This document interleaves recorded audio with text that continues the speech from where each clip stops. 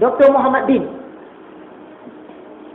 Muzik dan nyanyian menjadi haram disebabkan hal-hal lain, bukannya sebab zatnya, yakni bentuknya sendiri. Disebabkan gitar tu ada lubang, kata haram, bukan sebab itu. Disebabkan gitar ni ada tali, maka haram, bukan sebab itu. Disebabkan serunai ni ada lubang, haram, bukan sebab itu. Tapi sebab dia ni digunakan pada jalan yang tak betul, melalaikan. Fakulti Usuluddin IAIN Wali Songo Indonesia. Kita tak baca lah, banyak tu nak baca tu. Jadi ringkas cerita dia, Fakultas Usuluddin Wali Songo ini pun dari Semarang, Indonesia, dia membenarkan. Di antara hujah mereka, para wali yang berdakwah di bumi Nusantara ini, khususnya di Jawa, juga menggunakan jasa muzik dan nyanyian. Para wali Songo, wali 9 di Indonesia dulu ni, mereka pun menggunakan muzik juga. Menciptakan gamelan, buat wayang kulit. Tapi yang berunsurkan kepada Islam, boleh juga, tak ada masalah. Para wali pun pakai. Ibnu Hazmi dan Khadi Abu Bakar Al-Arabi. Adapun hadis-hadis Nabi yang melarang nyanyian semuanya ada cacat. Tidak ada satu pun yang selamat dari celaan dalam kalangan ahli hadis. Seperti kata Al-Khadi Abu Bakar Al-Arabi, tidak ada satu pun hadis yang sah yang berhubungan dengan diharamkannya nyanyian. Dan berkata Ibnu Hazmi, semua hadis yang menerangkan tentang haramnya nyanyian adalah batil dan palsu. Jadi dua orang ulama ni buat kajian. Hadis-hadis yang melarang kepada nyanyian ni, mengikut kajian mereka, hadis-hadis ni tak kuat. Bahkan ada yang palsu. Jadi kesimpulan dia, boleh menyanyi selagi tidak melalaikan, tidak melibatkan dalam perkara-perkara yang bertentangan dengan agama Islam. Berdasarkan juga hadis Nabi, sesungguhnya semua perbuatan itu harus disertai dengan niat, dan tiap-tiap orang akan dinilai menurut niatnya. Jadi kalau kita mendengar lagu itu, niat kita apa? Untuk menenangkan minda, kejap boleh. Kita main muzik untuk menenangkan minda, main dengan anak-anak contohnya, boleh. Jangan sampai lalai.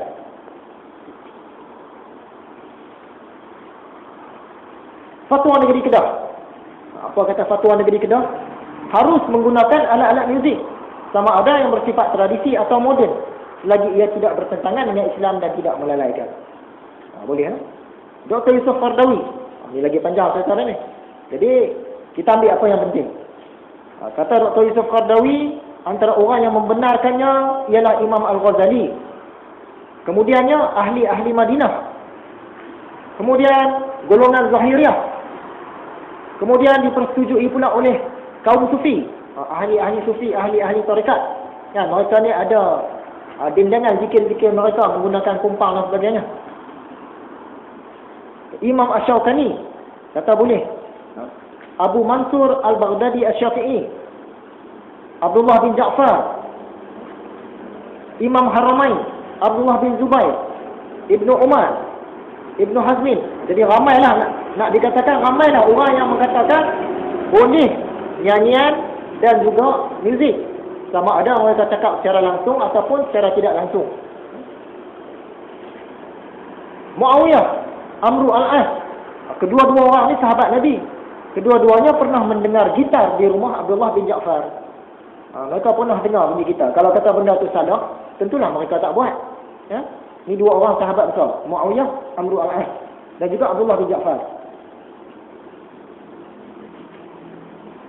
Umar Abdul Aziz, Khalifah Umar Abdul Aziz, pernah mendengar budak-budak perempuannya menyanyi sebelum menjadi khalifah.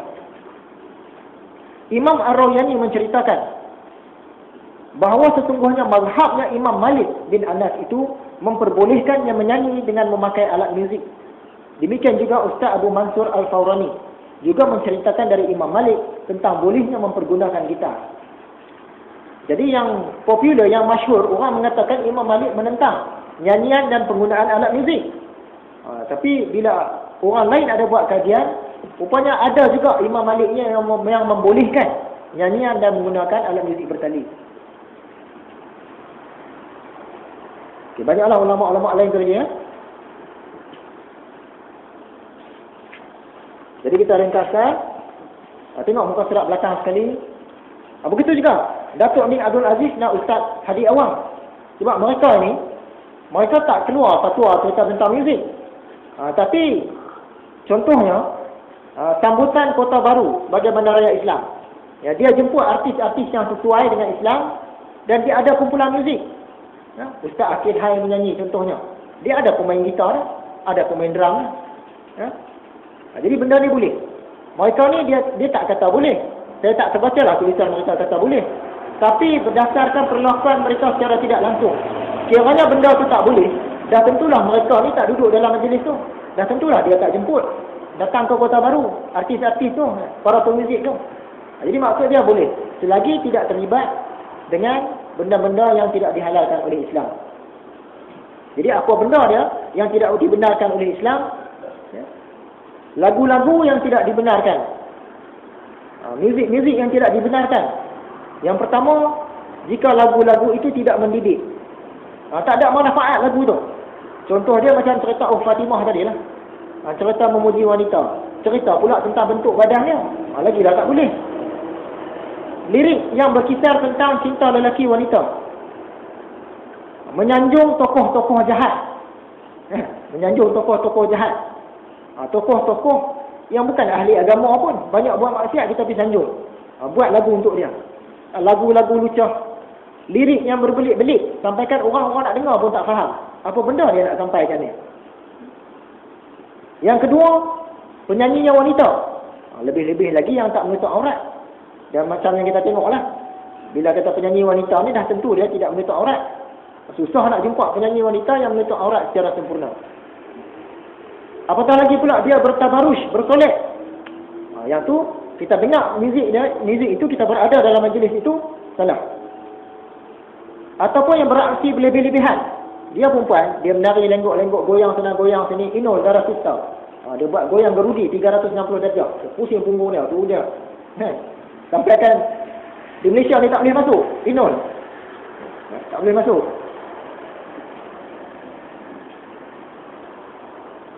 Atau yang berakhlak buruk. Kita tahulah penyanyi wanita ni memang akhlak buruk dia ni. Dengan sosial dia, dengan minum arak dia. Bagi penyanyi wanita yang bersopan, yang tutup aurat, tidak bersolek, aksi sopan, boleh menjadi contoh yang baik. Jadi khilaf ulama. Menyanyi nasyid, dia duduk diam-diam, dia menyanyikan nasyid. Setengah ulama kata boleh, setengah ulama kata tak boleh. Yang memamerkan rambut dan bertabarush, berhias diri, dia make up diri dia di depan penonton, adalah sangat-sangat haram. Yang ketiga, ada tarian pula, kecuali tarian perang. Tarian silat contohnya, boleh lah, tarian silat. Ataupun muzik tadi dimainkan dalam majlis yang di dalamnya ada unsur-unsur tak baik, seperti ada arak, dihidangkan arak dalam majlis tu, tak boleh lah. Jadi kita nak pergi ke kelab-kelab malam, dah tentulah tak boleh. Ada pula percampuran lelaki dan wanita, tak diasingkan lelaki dan wanita, tak boleh. Ada pula tari-nari pun tak boleh. Jadi kita nak cerita tentang muzik ini, panjang cerita dia, kita ambil secara ringkas sajalah.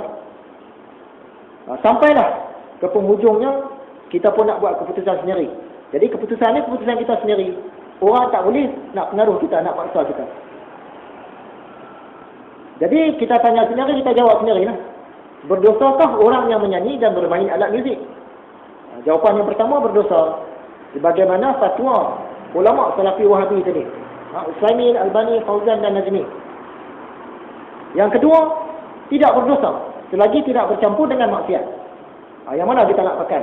Ini kita sendiri-sendiri. Ada orang dia nak pakai yang pertama, boleh. Ada orang nak pakai yang kedua, boleh juga. Cuma kita kena saling menghormati. Sebab dia sudah jadi khilaf. Bila kata benda khilaf, orang yang tak setuju langsung dengan muzik pun kena hormat orang yang setuju.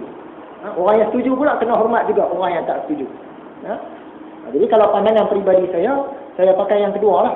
Jadi muzik dan nyanyian ni boleh, alat-alat muzik semua boleh, selagi dia tidak bercampur dengan maksiat, selagi tidak melalaikan, boleh. Jadi saya pakai yang itu.